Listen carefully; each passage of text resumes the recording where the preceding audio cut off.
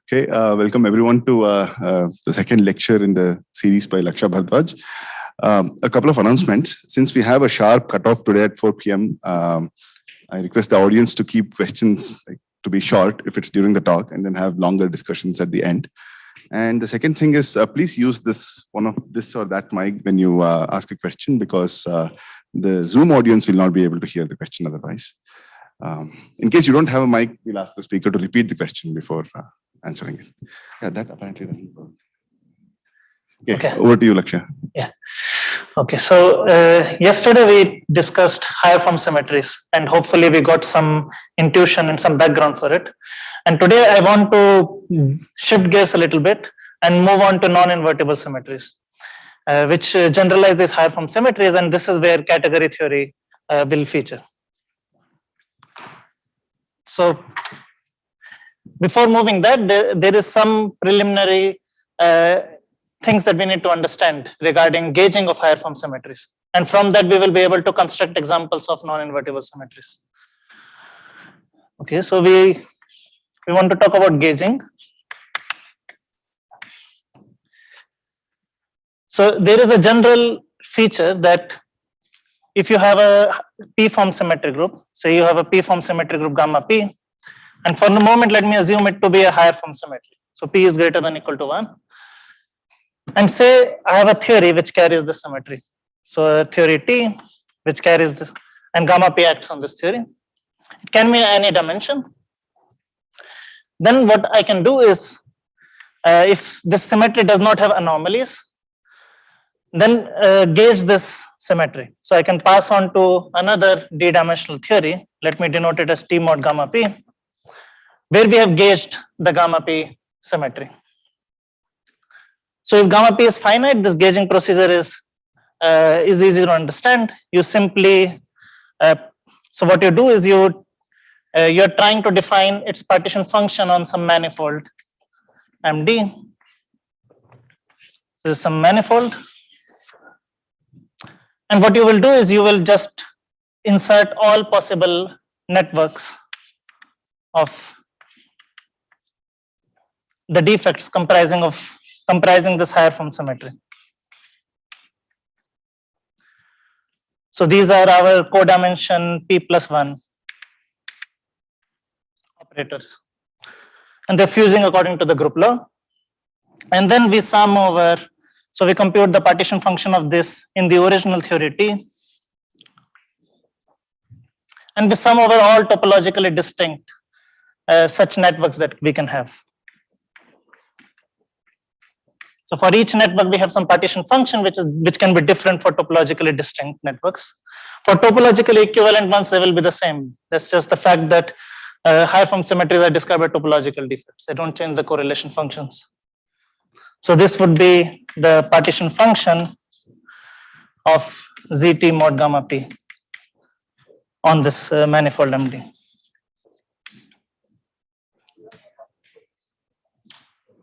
What happens with these things? Yeah, so they are fusing according to the group law. Yes.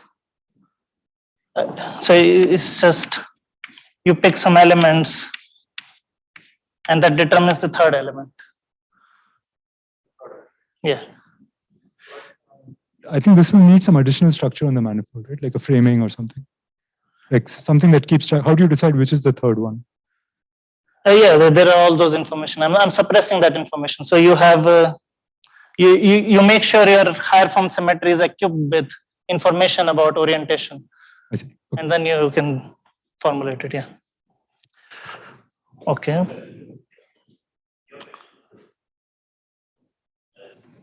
Sorry, till yesterday I was following, but this is now a little bit of a jump. So let's say we are working just on R4.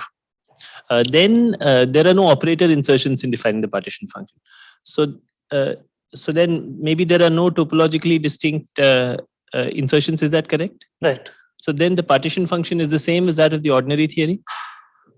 Well, I don't know how to define partition function on non-compact manifold. I mean, there's some infrared divergence, but might need to pick some boundary conditions, some right? Some vacuum. And then when you insert these topological operators, then they will act on this boundary condition. So you need to make sense of that. So here the prescription I'm giving works on for compact manifolds. So MD is a compact manifold. I see. I'm just trying to understand what this is in a simple case. I mean, is there a trace formula for this partition function? Is there some Hilbert space? Is there a trace formula one can write down? Or Yeah. Yeah. So if you have a zero form symmetry, say a Z2 zero form symmetry in 2 dimensions, and your manifold is a torus, then there is what you are doing is you're summing over just the partition function summed with let's say time runs along this direction. Then you are taking the trace in the Hilbert space for the twisted sector, Z2 twisted sector. So you have and then you have 2 more contributions. One is the other way around. So here you are taking the trace, but with the Z2 insertion. So it's a character. And then you have the twisted Hilbert space with the action of Z2. So this is the usual description of add twisted sectors and project onto invariant states. Yes. Right. So this is for the usual kinds of symmetries. Yes. And similarly extends on to higher form symmetries. But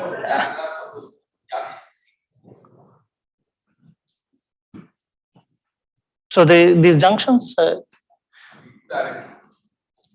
the junctions of this type? Yes, you can. So over here you can just resolve it. This one has a junction which can be resolved into 2 trivalent junctions. For the zero form, you don't have any such. No, you have junctions. You can have 3 G1, G2 going into G1, G2. Yeah, but you don't sum over those when you calculate the partition function, right? Yes, so the prescription I have given, you can. So if you take torus and you try to draw all possible networks, you will find that there are these 4 inequivalent classes, and the last one involves these 2 trivalent junctions. So these are 4 representatives for these networks, topologically inequivalent networks. No form case, Yes. it would be, as you said, standard summing over all the twisted sectors and projecting onto the invariant sectors. That's what you would normally do, right? Right. But I'm saying that the last one, in which you have a twisted sector and you're also having a Z2 action on it, that can be represented as 2 trivalent junctions.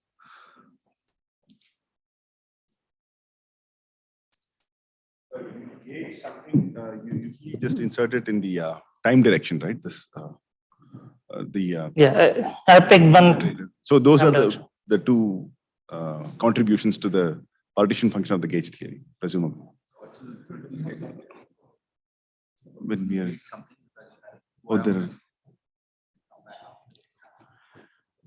okay, because it's gauged. Okay, that's why we have twisted and twined. Yeah, Right. So the details of this procedure are not important. I just want to give some idea of what gauging means. Sorry, Okay, so just one question. I just want to understand this picture. So in this picture, you have G1, 2 things fusing along the G1, G2 thing. Yeah. But I could also view it as like this guy fused with. right. Yeah. And then you would want that diagonal left diagonal to be Yes. the product of the other 2. Yes. And So that's there are some very- orientations for these lines. So you're choosing orientations for all Yes. your things. Okay. Yeah. So your submanifolds are oriented, Yeah. but still okay. So all defects that I have been considering so far all have an orientation. You reverse the orientation, that corresponds to just inverting the group element. Okay. Yeah.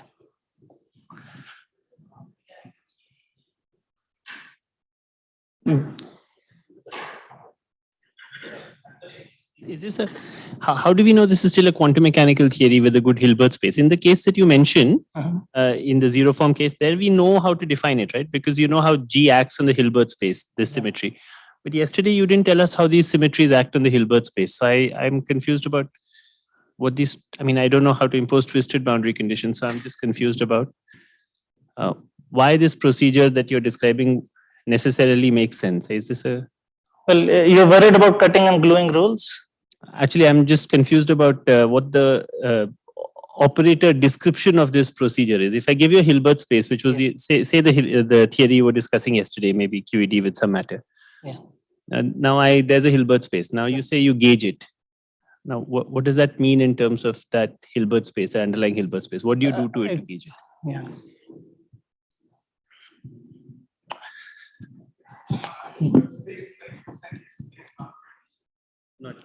Not so the same, right?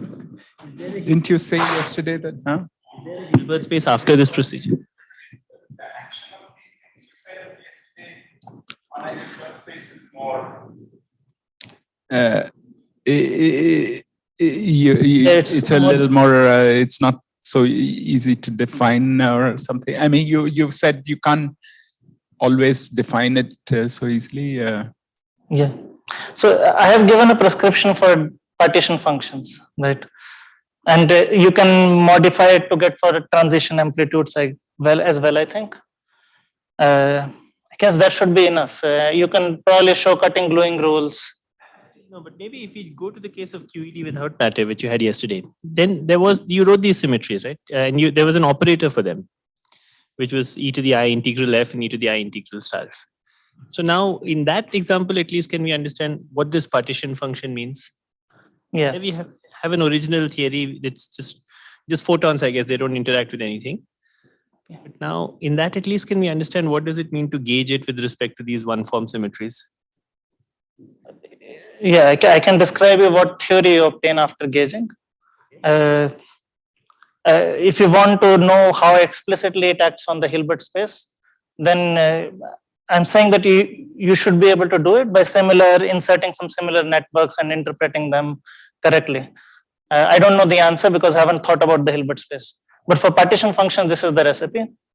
I think it's a little like even for the zero form, the two-dimensional case that he said for the zero form also, if the thing is along the time direction, what you think of as even though, okay, it's a torus, then it's not quite, it's like you're looking at this twisted sectors, right? So you have to look at the thing where the state comes back to itself after you go, yeah, the sum you write as a projector, but individually, I think each one you have a operator U, but it's not acting on the Hilbert space, right? You're twisting in the time direction. Operator, I can integrate. Sure, but now he's considering more general ones, which are at some angle, which are at, I don't know. I think the whole picture seemed to be somehow related to the Euclidean partition function or the Euclidean setup rather than the Hilbert space thing. At least I didn't. Yeah, I'm taking a space-time point of view throughout. And it might not be easy to translate into a Hilbert space point of view. Yeah, no, I was just thinking in that simplest example, which at least I understood yesterday of the U1 theory, if one could understand what it means to gauge. Yes, I can describe that. I can tell you what the theory is after gauging. Okay.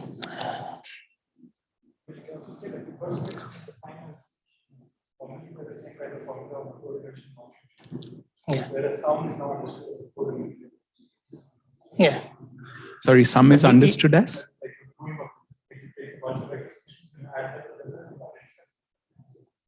so that formal sum can be interpreted as a formula that makes sense where numbers are replaced by Hilbert spaces. Then you might need to project. You might need to project by the action of those operators. yeah, all of it exactly does it. Yes. Okay. Identifies space, project space. I see. So like, formal symbol, I guess, makes sense. Just we see how dimension one space. Okay. You're probably right. It sounds right. Yeah. Yeah. Yeah. So you're saying it's like you associate some vector spaces to each boundary, and then you glue these little pair of pants type of thing together, like for even a genus G Riemann surface. So I think if I understood it right, what will happen is, yeah, you take a codimension 1 submanifold, and to that you associate a vector space. But you get one vector space for each configuration of these markings, these defects, that these networks inside.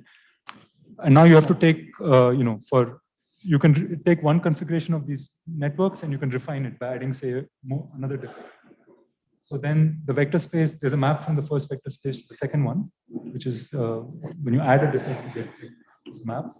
And so you have to identify the vector in the original space with the vector in the new space. And also, if you have to disjoint manifolds, you take the sum of the vector spaces. Disjoint manifolds with defects. Tensor product, I think. Oh? Tensor product. Tensor product. Sorry, Yes. not sum. Yeah, it's tensor. Yeah, and then you take some kind of union over all these things. So going from the first torus to the second torus, we would see that as adding a defect.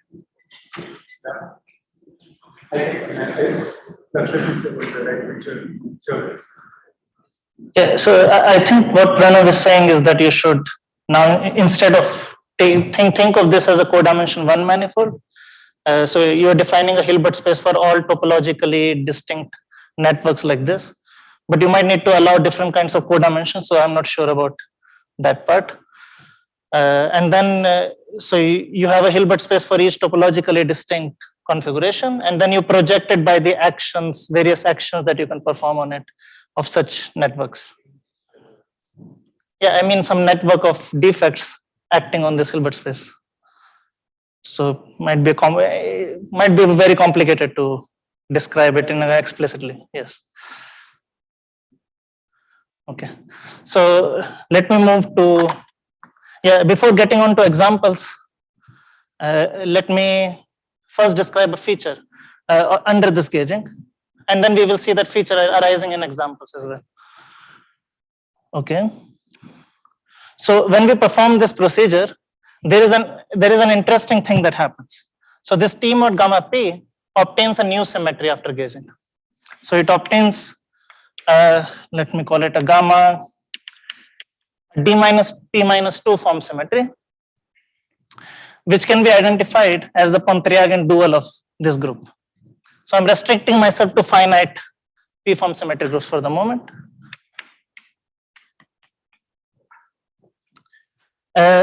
And so why is that? Why do you obtain a dual symmetry? It's known as a dual symmetry. Right. So the argument is basically that you get Wilson lines, sort of. So you have a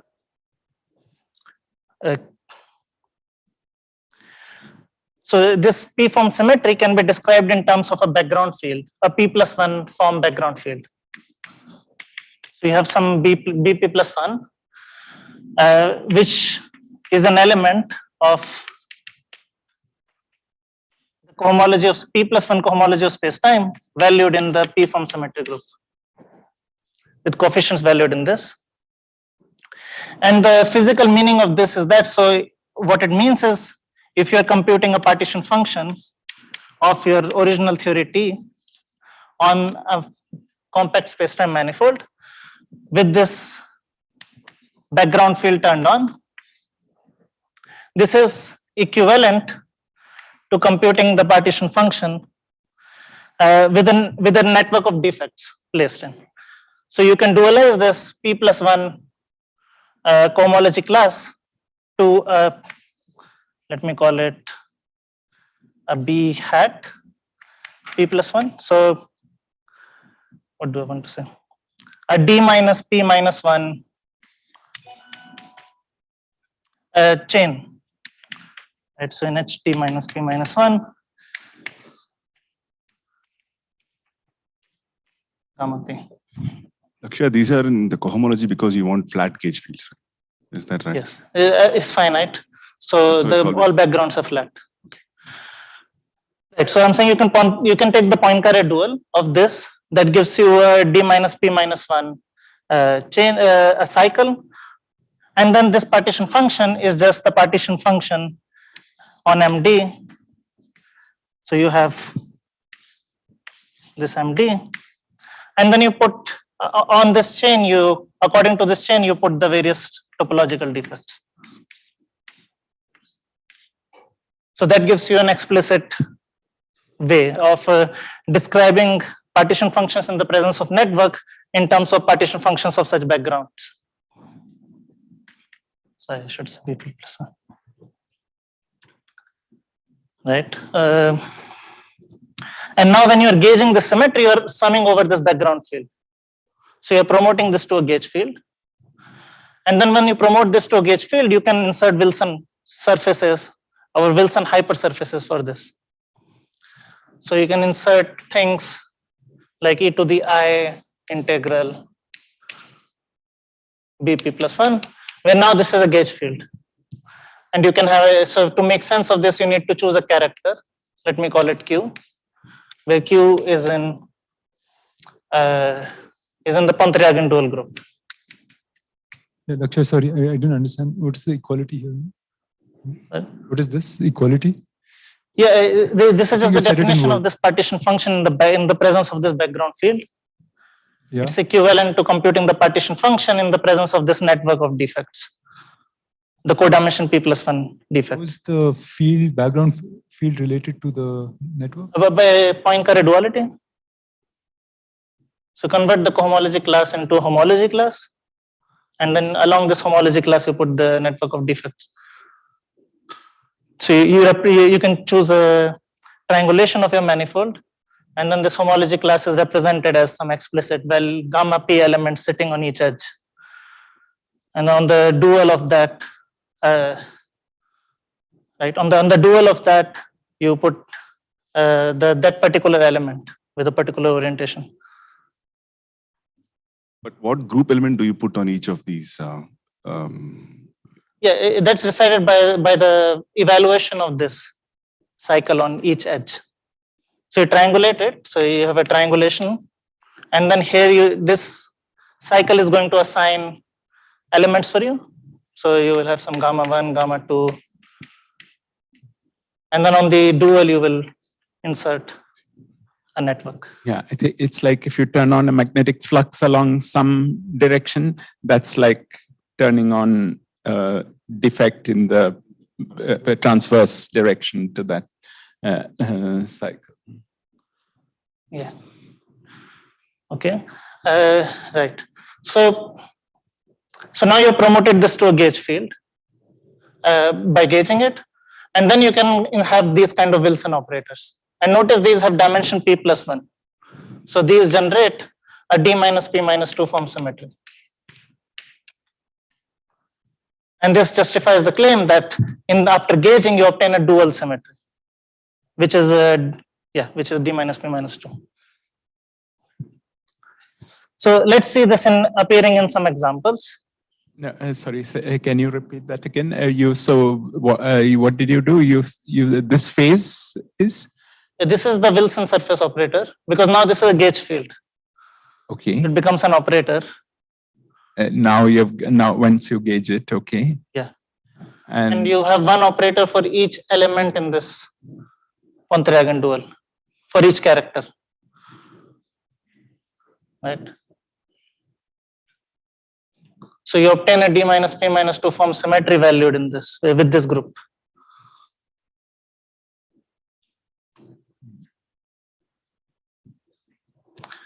Okay. Right. So let's see this phenomena happening in some simple examples. So let's return to our U1 gauge theory, a pure Maxwell theory in D dimensions. So recall that it had U1 1 form symmetry and the U1 D minus 3 form symmetry.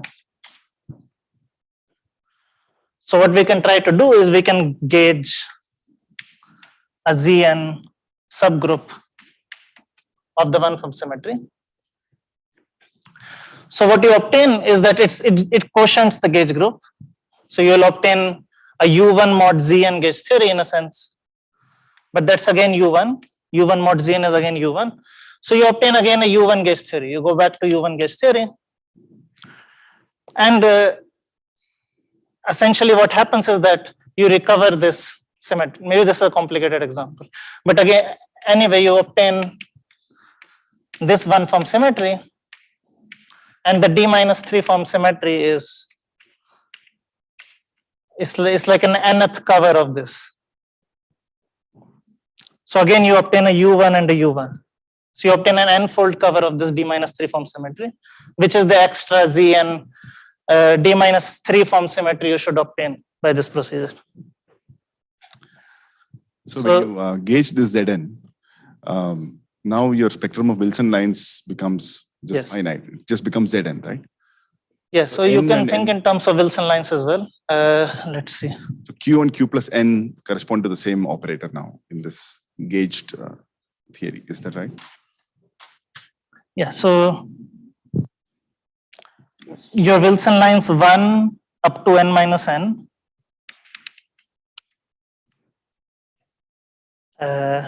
They go into twisted sector now. And then you obtain, there is some rearrangement of Wilson lines.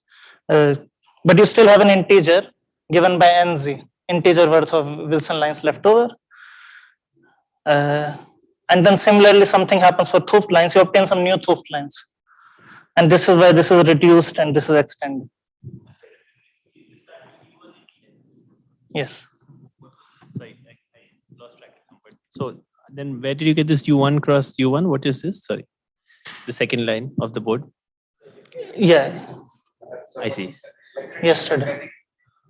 I see. And so now you'll gauge the one form. Yeah, Z and subgroup inside the one form. I see. And sorry, what do you get? You get then? You go back to the same theory again, but with a different spectrum, an isomorphic but different spectrum of defects. Yes, the quantity of charge reshuffles a little bit. Yes. But let's do a little bit simpler example and in which the theory changes. So we can start with an SU2 gauge theory and recall it had a Z2 form symmetry. And you could have an SO3 gauge theory which had a Z2 D-3 form symmetry. So Lakshya, just one. So in this theory, all that happens is that you change the spectrum of Wilson and 't Hooft loops, or You rescale them in opposite directions. Yeah. yeah, but you change the spectrum of those guys. Yes. So is there any local way of there is no local way of distinguishing this original theory and the gauge theory, right? Yeah. But once you start measuring like line operators and surface operators, you could Yeah. distinguish between them by looking at the spectrum of what Yeah. is allowed and what is not allowed. Yeah. Okay. But is that a general statement that whenever you gauge such a higher form symmetry, you cannot probe it using local operators, but it only affects the spectrum of, like line operators, surface operators, and so on? Yes. It's a general statement. Unless there is some sort of anomaly Unless there is some sort of anomaly with some D-2 form symmetry. D-3 form symmetry maybe. So if you manifestly involve operators into the game, yeah, then you can. Or you're saying that it might happen that you're gauging some P form symmetry. Yeah. But that is precluding, that is by anomaly kind of argument, that is precluding something on even for local operators. Yeah. Because let me give an example. So take this in 3 dimensions, for example. So in 3 dimensions, one form symmetry is generated by lines. And you might have some spectrum of non-topological operators sitting at the end of this line. But now these operators become genuine. After gauging, this line becomes invisible, it becomes equivalent to identity. So you obtain a new set of untwisted operators. Some new spectrum, so your spectrum of operator changes, right? So in this way, there is some impact on the local dynamics. Maybe let me just ask one thing. So you're saying that when you're kind of gauging, you might be removing some line operators, Yeah. and which were screening some local operators to Yes. something trivial, but then they get unscreened. Is that so? So that, some operators which were screening, no, yeah, or no, not the screening, but rather the twisted versus untwisted sector. yeah, So it can be a fractional monopole, for example, right. and the frictional monopole becomes a genuine non-fractional monopole. Okay. Okay. Okay. So that's in some sense a local excitation. In the spectrum of states, you will see states with fractional charge. Okay. Okay, monopole states at finite coupling, they're maybe non-perturbative, but yeah, finite energy states. They're local, right? You can have fractional point-like monopoles. Yes. Carrying the charge, let's say 1 over n. Right. Yeah. Finite energy. Yes. So because the charge quantization law itself has changed. Right? That's why they now become charge particles.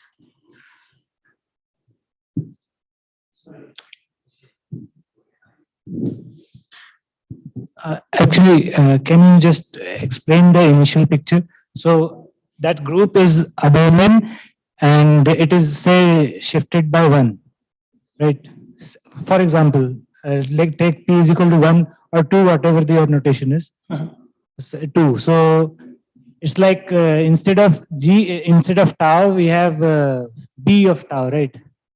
So Yes. looping of bg is giving me g. So right. it is not clear to me what you mean by action on the manifold. On the theory. So what I mean is that there are some codimension p+1 defects that exist in this theory. That's all I mean. So sorry, I actually lack a physics background. What do you mean by a theory? And how do you come to that manifold? you can generate backgrounds. So if P was 1, then you would generate backgrounds by looking at maps from MD into second classifying space of this group, or in general P+1.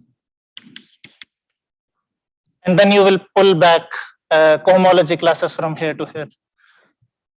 Right, and the background would be a pullback of H, what was it, P+1 of this, pulled back to the manifold will give you the backgrounds that I was talking about. So what I mean is that when I write this, I mean that you are allowed to have such maps from your manifold into this classifying space, and then you can pull back cohomologies, and for each particular map, you have different sets of correlation and partition functions. Is that? Yeah, thanks. Okay. Okay, so let's go back to this example. So I claim that these two theories are actually related by gauging. Sorry, before you move on, can I ask a question? Yeah. So I think I'm okay with the definition and so on, but how do you do these calculations? I mean, are you just stating a fact, or how do you come up with these? Yeah, it's a result of a calculation. Sorry? Because this summing over all this, and you also described states and operators in the whatever orbifolded quotiented theory, gauge theory. Yes. How do you actually do that calculation? So it's in terms of these line operators. Yeah. You can track what's happening to these line operators as you gauge. That's related to kind of Suvrat's question, right? How do you construct the Hilbert space, for example, or these on higher codimension things? How do you construct?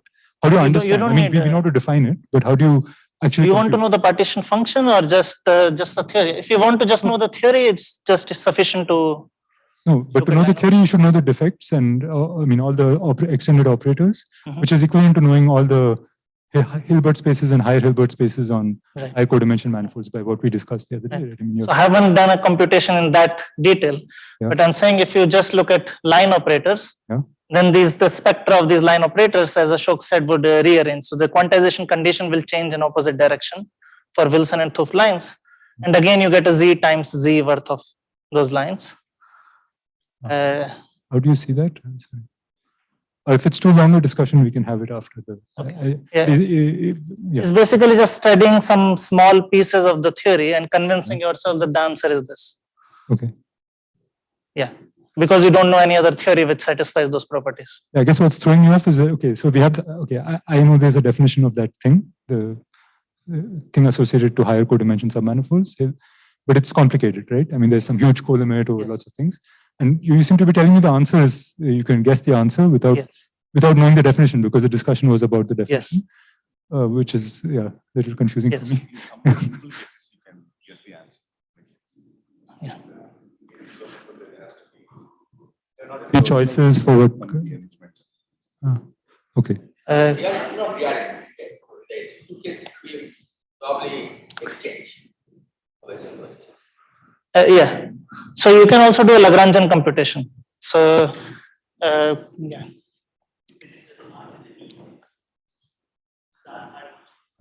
Sorry, this is? No, it's it can be any manifolds in D dimensions.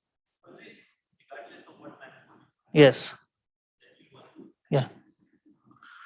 So when I say theory in these lectures, I mean something which can be defined on any manifold.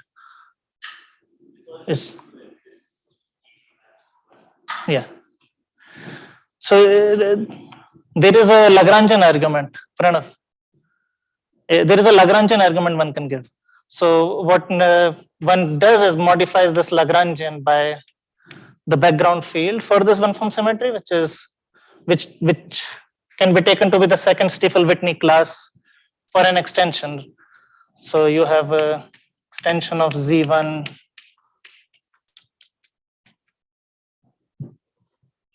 and so you consider, so turning on a background, what you would do, you would add W2 times, okay, sorry. What do I want to do?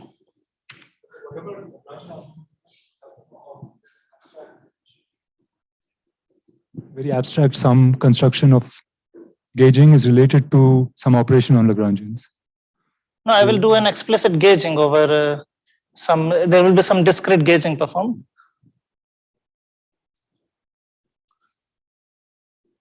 So you define Lagrangian in the presence of background, and then you sum over these backgrounds and see that you obtain the same Lagrangian up to some rescalings by n. That's making a lot more sense. In fact, I could have helped a lot if so. So you're saying that you had these operators you just add them to the Lagrangian with some background field, and then you do the path integral over the coefficient. Yes. Is that so? That was the meaning of gauging. Is that generally how I should understand the gauging? Yes. Okay, this helps a lot. But that picture over there will generalize to non-invertible symmetry. So that's why I presented it. Okay, for now, let me stick with this, with this understanding. Okay, so the claim is that if you gauge one-form symmetry, you go to this theory So3 over here. And then the way to see that is you can look at the spectrum of line defects. So here recall that you had a Wilson line, a unit Wilson line, and a unit 't Hooft line. But the 't Hooft line, as we know, was attached to a Dirac string. And here in the So3 side, the unit Wilson line, which was in the spin half representation, was attached to a Dirac string, so an electric version of the Dirac string. And the 't Hooft line was genuine. It did not require a Dirac string. And then when you gauge this one-form symmetry, recall that this Dirac string was the generator for this one-form symmetry. And since you're gauging over the one-form symmetry, this operator becomes invisible because the operator implements a gauge symmetry. So it becomes equivalent to identity. This gets erased and you go over here. This thing was charged under the one-form symmetry. So it goes into a sort of twisted sector, right? So that gets attached to a Dirac string on the other side. But this Dirac string has a different dimension. And that's why you obtain a D-3 form symmetry. Okay. The U1 case, I could at least roughly see how it happens. Yeah, it's the same thing in terms of the second Stiefel-Whitney class. So let me just say, in general, for any gauge theory, you're gauging a one-form symmetry. So you have an electric one-form symmetry, which is part of the center, right? So you have some. So let's say you had the one-form symmetry. This is a subgroup of your gauge group, and then you can define a quotient. So turning on a background for this one-form symmetry means that you look at gauge theories in the presence of gauge bundles for this group rather than the gauge group.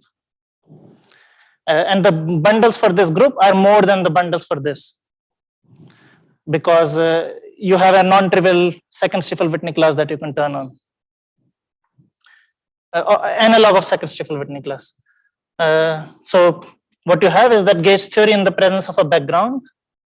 So in the presence of this background B2, you want to compute the partition function. Then you're going to sum over gauge bundles which satisfy the property that B2 is equals to this class W2, which characterizes this extension. And then you compute the path integral. Okay.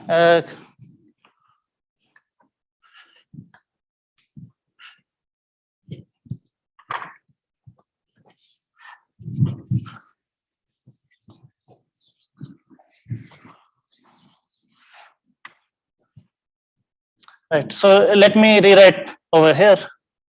So let's do the case of SU2. So I have an extension of this form. And the question is, when you define your gauge theory, what kind of bundles are you going to sum over? Are there going to be SU2 bundles or SO3 bundles? And SO3 bundles are more than SU2 bundles because there is a second Stiefel-Whitney class for those bundles. So this has a W2 non-zero. And if you have W2 equal to 0, you get the SU2 bundles. So when you have the SU2 theory and you want to look at a non-trivial background for the one-form symmetry. Could you remind me what was second Stiefel-Whitney class? What is W2? So it's an abstraction. So you're trying to define your bundle in terms of some transition functions which live on some codimension 1 slices in spacetime. So you say I have an element G in SO3, which is a transition function, and then 3 of these meet together in SO3. So as you go around, you can see that you come back to the same element. And now you ask, can I lift this to SU2? So there are 2 lifts for each element connected by a minus sign. So you lift to a G1 tilde or minus G1 tilde, you make a choice, and same for the other ones. But now there might be a minus sign when you go around it. So over here, you might have a sign attached. And this is the contribution on this codimension 2 locus. This is the contribution of this W2. And when you go over your whole manifold, this W2 class might be 0 or non-zero. Yeah. So that's what the Stiefel-Whitney class is. Now I was saying,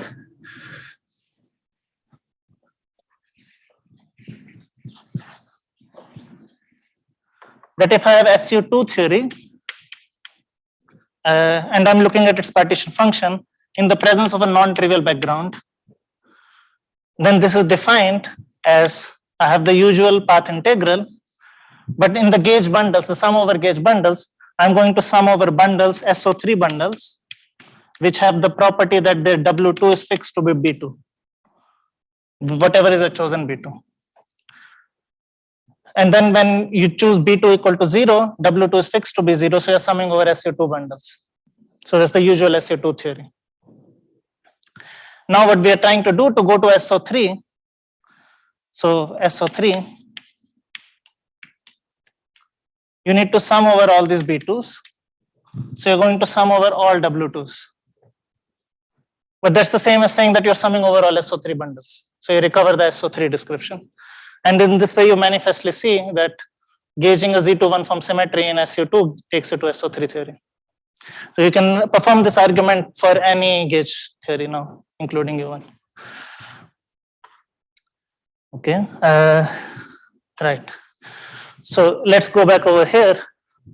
So I said if you go gauge one form symmetry, you reach over here. You get a D-3 form symmetry, you get the So3 theory.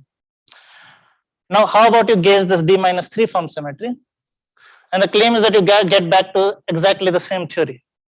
So gauging, after gauging a higher form symmetry, you obtain a dual higher form symmetry. And then if you gauge the dual higher form symmetry, you come back. And this is in fact a general phenomenon, which can be explained abstractly. Or here you can again see that going in the other direction, you turn on some couplings in the Lagrangian of the form W2 times B D-2, which is the field for this D-3 form symmetry. And then when you sum over this, it restricts W2 to be 0. So it acts as a Lagrange multiplier. So you can explicitly see the other direction, map in the other direction as well. Okay, so Generalization of what in 2D, right. Right. Yes. Yeah, indeed. To be safe, you have this. If I take an orthofold, let's say theory by a Z2, then that has a Z2 quantum symmetry, which when you do again, you get back the original theory. So this is probably that's a special case of this. But I kept myself to p greater than equal to 1. That was p equal to 0 case. So for p equals to 0 case, this. Can you just say, like, is there a keyword for, like you said, there's an abstract explanation of why this double duality works? Is there like a well, yeah, in the p equals to 0 case, this is just you go to you pick an algebra in your category, you get bimodules, and then there is a dual algebra such that if you take bimodules, you get the original category back. Yeah. So that's where I'm building to actually. Yeah. Suppose you have a SUN gauge theory, right? Then you could, in principle, take quotient by any subgroup of Zn. Yes. Right? Do you get anything else from this kind of construction other than just SUN mod some subgroup of Zn? You get that gauge theory. The gauge group will be SUN mod Zk. Yeah. So those, of course, I think you can get from this orthofold. Yes. But can you get anything more general than SUN mod Zk? Yeah, you can get some discrete theta angles in 4 dimensions. Yeah. So you can. So for So3 theory, there is this So3 theory, but you can also get something called an So3 minus theory. And this is obtained from SU2 by doing, so you take the SU2 theory, this has a Z2 one-form symmetry, and then you add an SPT phase. So recall from our discussion of confinement that there was this oblique confining phase. So I can just tensor that phase with, let me write down, stack that SPT phase with this, and then take the diagonal Z2. So I take the diagonal Z2 one-form symmetry, and that gives me the So3 minus.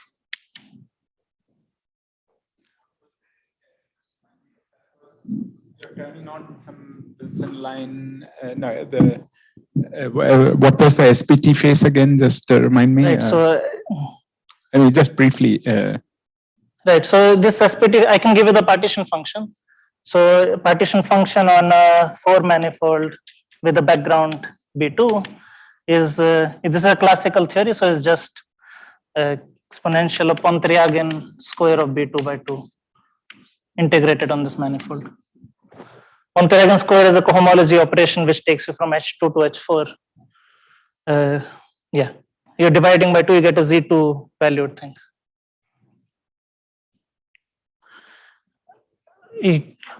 So the physical content. You're calling it discrete theta because, like, I mean, the continuous theta would be just adding theta times some f wedge. So it's adding an f wedge, an invertible. You're stacking an invertible theory. This is also an invertible theory that you're stacking. So, and you're saying that you can turn on a theta angle and then you can gauge the one form symmetry. Is that what you're saying? Or? No, this is a theta angle. So So3 minus is So3 plus a theta angle. So if I add a theta angle to it, I get to a different theory. Okay.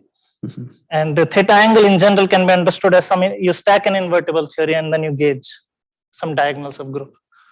So in the case of Maxwell, you could just, you started from a trivial theory and you do a U1 gauging. That's the usual Maxwell. But now you want to have a theta angle. So what you do is you notice that your trivial theory has a U1 symmetry trivially. And then you add an F wedge F background, an invertible theory whose partition function is F wedge F with the background. And now you gauge the U1 symmetry, theta times F wedge F. And that gives you a different theory, which is the one with theta angle. Right. Are there any other questions? Hi, Lakshya. I have a question. Yes. So the punctuation dual of U1 is actually Z, right? So the question is, do you have a physical example where you gauge the whole U1 one-form symmetry to get some Z dual symmetry? Yeah, if you gauge a continuous symmetry, you also need to sum over backgrounds which have a non-trivial curvature. And I'm not doing that in these considerations. Okay. Yeah. So I don't know what happens if in Maxwell theory you gauge the U1 one-form symmetry. Yeah. Probably you get Yeah, that's the question. Yeah. I don't know, I haven't figured it out yet. Yeah. Okay. Yes. Okay. So let me, right.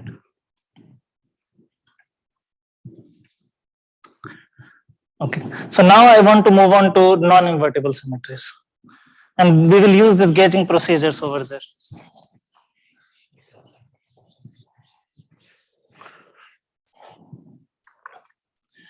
Okay. So recall, first of all, I impose P greater than equal to 1.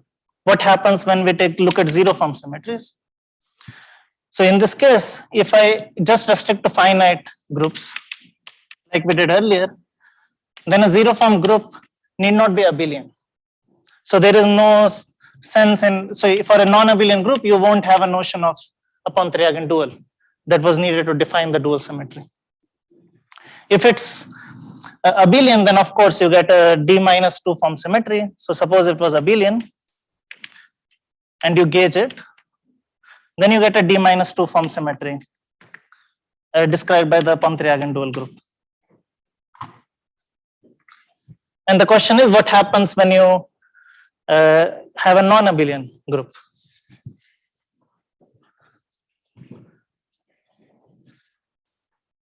And this would be the first example of non-invertible symmetries. So again, let's say we have P equals to 0. We have a finite non-abelian group.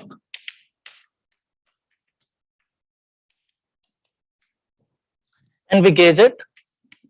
What are the dual symmetries that we obtain? So here the symmetries were being generated by Wilson lines.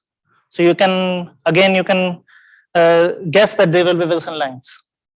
But now the Wilson lines, they are labeled by representations.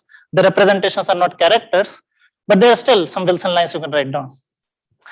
So for each element, for each representation of this group gamma 0, you have a Wilson line. And it will be topological because we have a finite symmetry. If you have a continuous symmetry, then Wilson lines are not topological. Like for U1, the Wilson lines are not topological, but for finite, because there is no curvature, so recall that a Wilson line e to the I integral A, if you deform it a little bit, it picks up the field strength inside this region because the differential of this is the field strength. And if you do not have backgrounds with non-trivial field strength, then it becomes topological. So for all finite symmetries, it becomes topological. So you have these, for each representation, you are going to have some Wilson lines. And let's see an explicit example of what happens. So what kind of symmetries do they generate?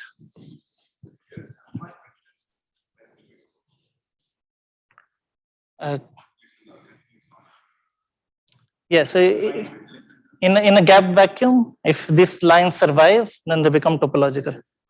Yeah, in a non-confined phase. Yeah, confinement means that the line doesn't survive at low energies. It shows an area law and it disappears.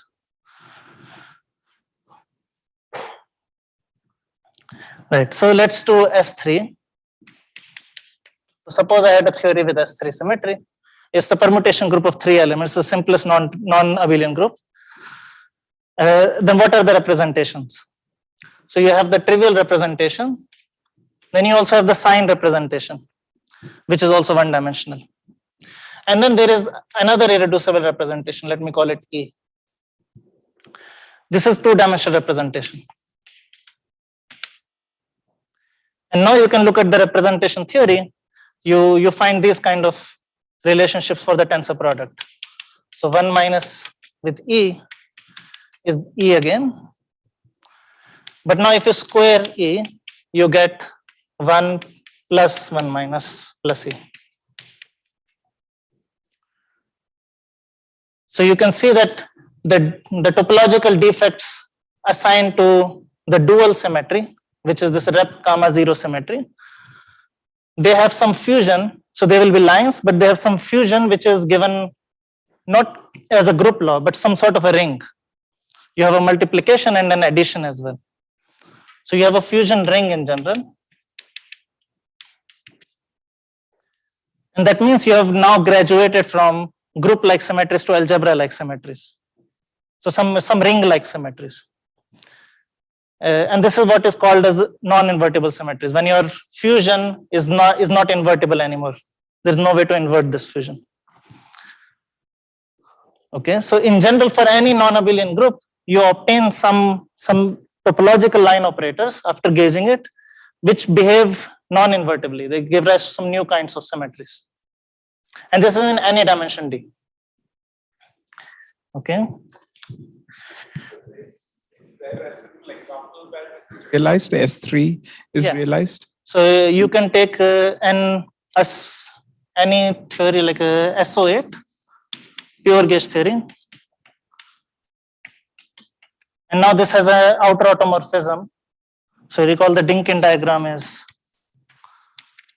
like this, and you can rotate these 3 legs.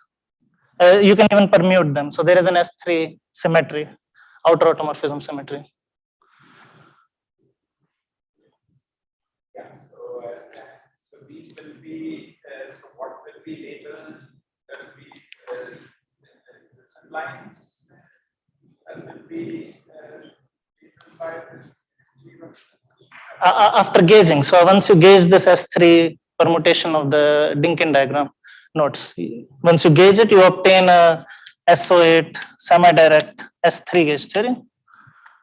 S3 is acting on this SO8, and then you obtain these Wilson lines, in topological Wilson lines in this theory. Okay. And keep going, but how would you implement this gauging in that theory? I mean, I understand what you said about the Dinkin diagram, but let's say from the path integral point of view or something here, now you can't turn on a background field for this, right? Because it's non-abelian. Or well, you can still turn on a background field. You just so you have a codimension 1 locus, and across it you just simply change. You just perform an outer automorphism. It's like a charge conjugation. It's a non-abelian charge conjugation. So in the same way you implement backgrounds for charge conjugation, you act on the gauge field. You will act on the gauge field by this. So you have a joint representation, and you can take the roots. You can permute the roots. so things which are in the vector representation, you will go to the spinner and the other dual spinner, the conjugate spinner. Yeah. Okay, so but you're saying there will be a defect that will a line which will implement codimension 1 defect. Codimension 1 across which when you pass it, the gauge field gets permuted. I see. And then when you gauge this symmetry now, this zero form symmetry, you obtain rep S3 lines. So gauging would be like condensing these walls. Is that? Yes. Okay. So you just integrate over all possible walls. Yes. In the partition function. Right. Let me make a remark here. So you recall in the abelian case, there was a statement that if you had this dual symmetry, if you gauge this dual symmetry, you would go back. There is a similar statement over here. You can gauge this non-invertible symmetry, something called a generalized gauging or generalized orbifolding, and you can go back in this direction. But I won't be entering into the details of that gauging procedure. So this extends the usual story about 2D orbifolding and unorbifolding to non-abelian groups. So if you have non-abelian group symmetry, non-abelian orbifolds, you can unorbifold it. So one more question. So if you have something like a fusion ring and so on, then is that also a higher form symmetry? Well, I mean, how do I think about it? What do I probe it with? I mean, yeah, there is a Z2 higher form symmetry here because 1 minus squared is 1. So there is a D minus 2 form symmetry, Z2 D minus 2 form symmetry, but this is extended by a non-invertible D minus 2 form symmetry, E. Okay. So I'm just trying to understand. So let's say I start with the SO8 gauge theory and I put these, triality walls or whatever, and then I sum over them. Yes. So the statement is what? That there's some D minus 2 form symmetry in the resulting theory? A Z2 D minus 2 form symmetry, which is invertible, it forms a Z2 and an extra non-invertible one, such that when you combine everything, they form a categorical symmetry, with the category being the rep S3 category. I will come to the categorical description soon. Yeah. Okay, but they're all two form symmetry, D minus 2 form symmetries. Yeah, it's just the nomenclature for higher form symmetries is usually used for invertible ones, and for the other you just call them non-invertible ones, but you can call them non-invertible higher form symmetry. Yeah. Okay, but the question is that are there operators which are D minus 2 form symmetry operators? Which there is this line E, I'm labeling as E. It has some interesting because it had dimension 2. If you wrap it on a circle, on a trivial circle, topologically trivial circle, and contract it, your partition function is just a partition function without it, but with a factor of 2. For the group-like cases, this would just be absorbed with a factor of 1, but this gives you the dimension of the representation. And there are various other properties on if you have some linking with it, what will happen, etc. It can be all figured out. Yeah, but I'm just confused by the statement that. Okay, so you're saying that. Let me probably understand. For these walls of triality, they are labeled by representations of S3. No, the walls are labeled by S3. The walls are labeled by elements of S3. Okay. Yeah. Now, how did I get representations of S3? When you gauge it, now you can insert Wilson lines of S3. You can insert a representation. So you have a holonomy for this bundle, but now you're summing over all this background. This holonomy becomes an operator. Okay. Rather than just a background measurement. Okay. So I put many such walls and I choose some path gamma. Yeah. And then I ask, what happened? What is the S3 What's element the I get? Like in some representation. In some representation. Yeah. Okay. And you're saying that, I can measure it as I sum over the walls. Yes. I can calculate the expectation value of this holonomy. Yes. And that, okay.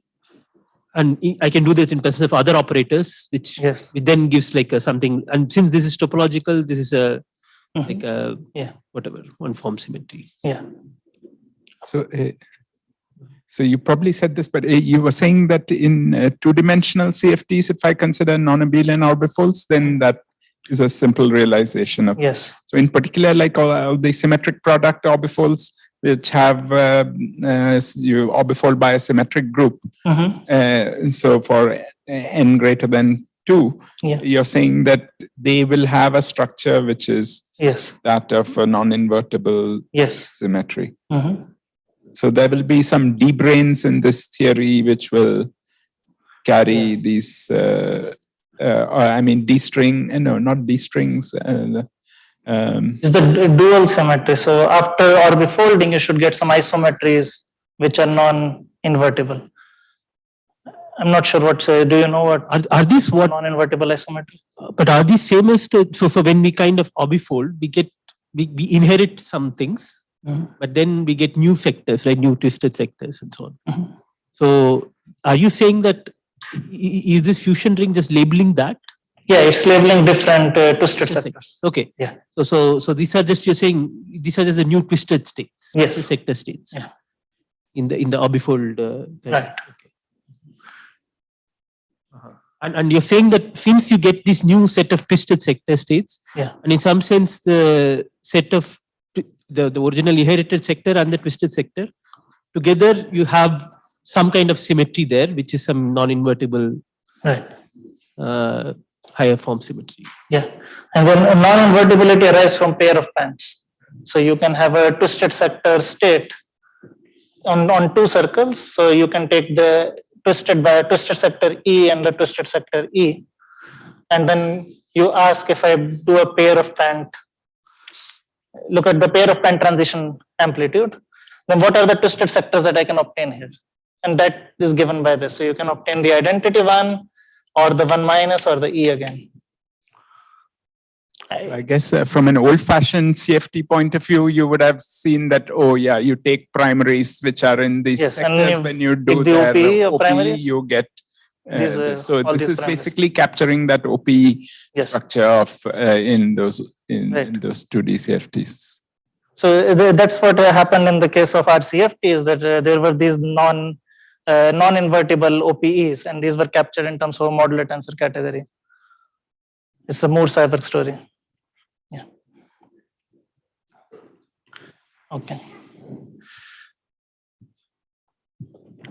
Right. So let's take this example. This was actually going to be a simpler version of this example, and look at another way of constructing non-invertible symmetries.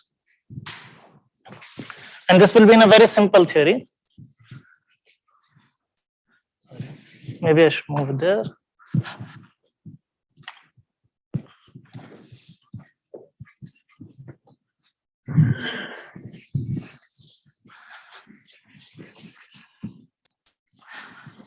Okay. So the claim is that if you take in any d dimensions a pure gauge theory which does not have U1 group, but it's very much like Maxwell theory, it has an O2 gauge group. And here O2 can be understood as a U1 semi-direct Z2. So you have a Z2 outer automorphism of U1, and then you take a semi-direct product using that outer automorphism. Then you can construct the O2 group. We see this has two components. There are two circles in it. Okay. If you take this pure gauge theory, it has continuous non-invertible symmetries actually.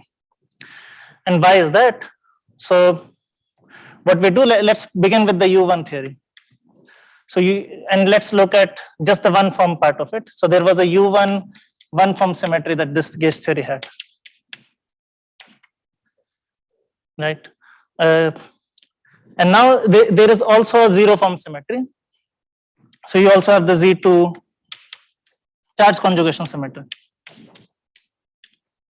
which is this outer automorphism that I was talking about. So what this does is just sends the gauge field to minus itself. And this is a symmetry, but now because of this action, it acts on the one form symmetry. So one form symmetry generators, U theta was exponential of I theta integral star f. And if you send A to minus A, this is theta, this is sent to U minus theta. So this charge conjugation acts as a outer automorphism on the one form symmetry group as well. And similarly for the D minus 3 form symmetry. So you also had the D minus 3.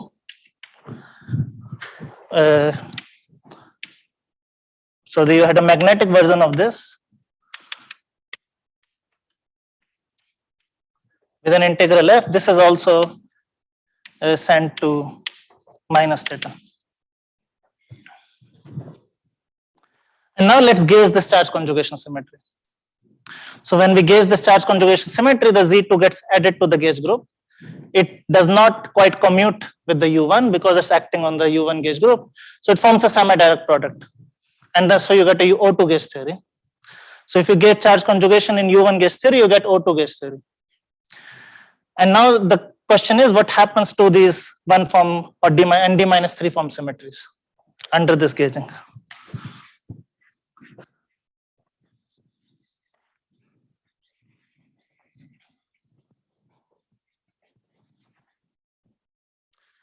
So after gauging, you can notice that this operator cannot survive because it's not gauge invariant. Z2 is added to the gauge group. So this operator does not survive except for theta equal to 0 and pi. Okay. So only these two operators survive. And same for the magnetic ones. But there is some non-invertible operator that survives. So if you take your electric operator with theta and sum it with minus theta and define it to be a new operator T theta electric. Since you have taken a sum, this is now invariant under the Z2 action. And it's gauge invariant, so this operator survives. Okay. And same with the magnetic ones. So the operators that you obtain are this TE theta and TM theta, with theta being between 0 and pi. And then you obtain the identity and the U pi. So these are still invertible because their squares are 1. This is the same fusion rule as earlier. So you still have a Z2 1 form and a Z2 D minus 3 form symmetry. But you have these ones, and that are not to be non-abelian. So if you take T theta E and T theta prime E, you obtain some factors of cosines, I think. So you just need to, you have sum over exponentials. Sorry, this was a cosine operator.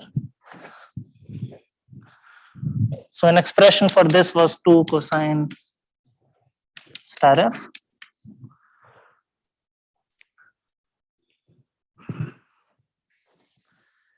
And you can ask the question now, if I take this T theta E operator and multiply it by any theta prime E or multiply it by the U pi E, can I get 1?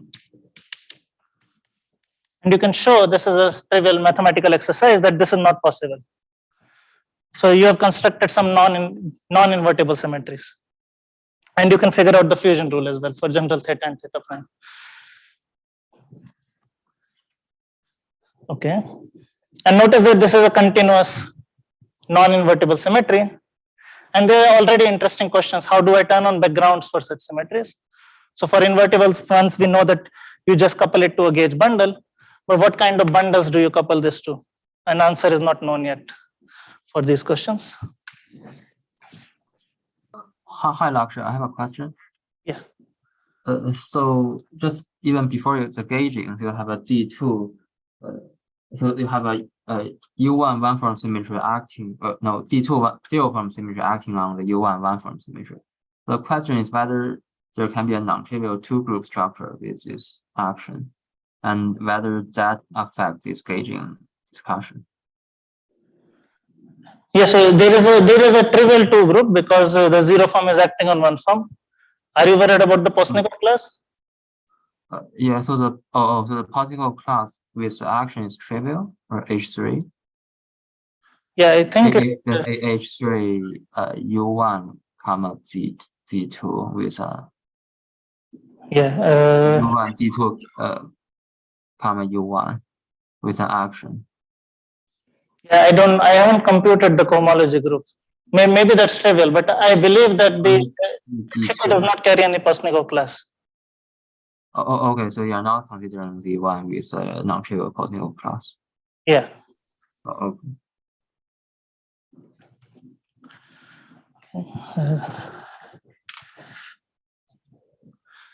Okay, so we have seen two kind of constructions for non-invertible symmetries. So let's do another simple example that, and in fact, there is an overlap between these two constructions. This will be the topic of tomorrow's lecture. And the example that we will look at where there will be an overlap is the following. So you take 4-dimensional, and here I'm going to restrict the dimension. So you take 4-dimensional spin 4n gauge theory, pure gauge theory. Now the center of this is Z2 times Z2. One of them acts on the spinor representation, the other acts on the co-spinor representation. So there is a Z2 spinor times Z2 co-spinor, one form symmetry. And there is a zero form symmetry, which is the exchanging of spinor and co-spinor nodes. There's an outer automorphism, a generalization of charge conjugation symmetry. Sorry, this is a Weyl spinor? Yeah. Yeah, so, okay. And I don't remember. This is just a Euclidean one, so, but it's the irreducible spinor. It's a irreducible spinor. And the statement is that for 4n, the two Weyl spinors are not, they're dual representation, they're not isomorphic. Yeah, they are not duals of each other. So they're strictly real, both these representations. Okay. I think so. No. So what do you mean by spinor and co-spinor? I don't understand. So maybe for SO12, they're complex, right? Yeah, I don't know the reality property. But when you say spinor and co-spinor, so co-spinor should be different representation. It's another irreducible representation, which is different from spinor, and sometimes it's the complex conjugate, sometimes it's not, depending on the 8n properties of this, I think. Yeah, but in this case, is it same or is it different? It will be both cases, because it's apparent the periodicity is periodicity of 8, and this is only periodicity of 4. So it includes both cases. Okay. But it's important it's 4n, because if you take 4n plus 2, you have Z4 center. I'm not considering that case. Okay. But isn't that important for whether it's a Z2 or Z2 cross Z2 or Z4? I mean, yeah, the structure is going to be a little different. It's a simpler example. Z2 times Z2 is simpler, so I chose this. Okay. Yeah. I was just asking, how do you see that it's Z2 times Z2? But it's okay. That is. Okay, you can do the weight modular root or. Yeah. What's V4 is a point spinor. These are not conjugates. We are two residues and the two fundamentals. Yeah. So they are not ever conjugates. They're not. It also they're not, right? They just. But for SO12, I think they're pseudo real. Yeah. So they're always real. Yes, they're always real. Yeah. Okay. Yeah. Yes, Z2 cross Z2 for SO4 and SO8. So I guess by 8 periodicity, it's true for everything. Okay. And now there is this zero form symmetry. So we have a zero form symmetry Z2, which exchanges these two. Right. So you obtain, if I gauge this zero form symmetry, I obtain a 4D pin plus 4n theory, because that is the group that you obtain by taking semi-direct product of spin with Z2. So 4D pin plus 4n theory should have some non-invertible symmetry and some invertible symmetries. And we can quickly write down the structure. So the identity and the diagonal element are left invariant.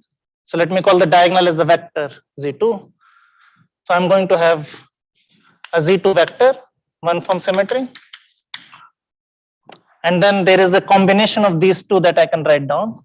So if I take the US plus UC, then this is a non-invertible one form symmetry. So this would be an invertible and a non-invertible one form symmetry. And then the question would be, what is the square of this?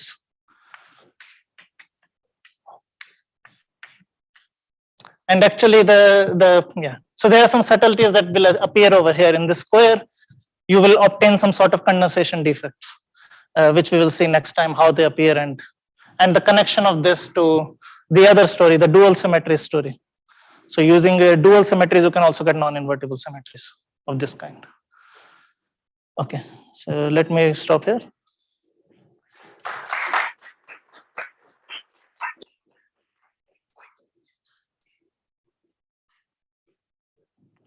Yeah, any questions?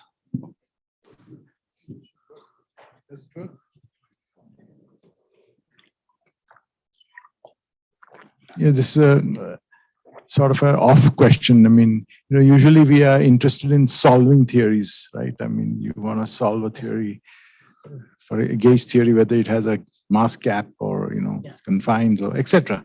So, this machinery would be helpful in solving things we have not been able to do up till now, right? So Yeah, can you we give me believe an so that. example of that? I mean, can you give an example of something we have not been able to do by our more pedestrian methods, which this more general unified way of looking at it can help in? Yes. Answer it next time also, it's okay. I mean, but So we discussed something about confinement last time, and we were able to find new things like the low energy theory would be a Z2 gauge theory in the non-confining case. But I know all of that actually. Okay. I know all of that from 20 years ago. I see. Yes, I mean, those things are explicitly done because they are simple. I mean, so in that sense, I'm asking. I can talk to you a little bit more in detail. Actually. Yeah. I can mention one more application. So we have found non-Lagrangian theories, which are confining. Oh, I see. Using these kind of methods and combining it with string theory. I see. That's okay. Good. Thank you.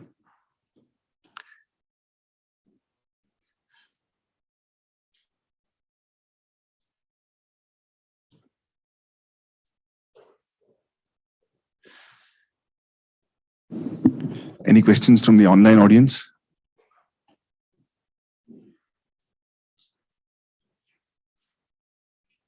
Okay, if not, then let's thank Lakshya again for a great talk.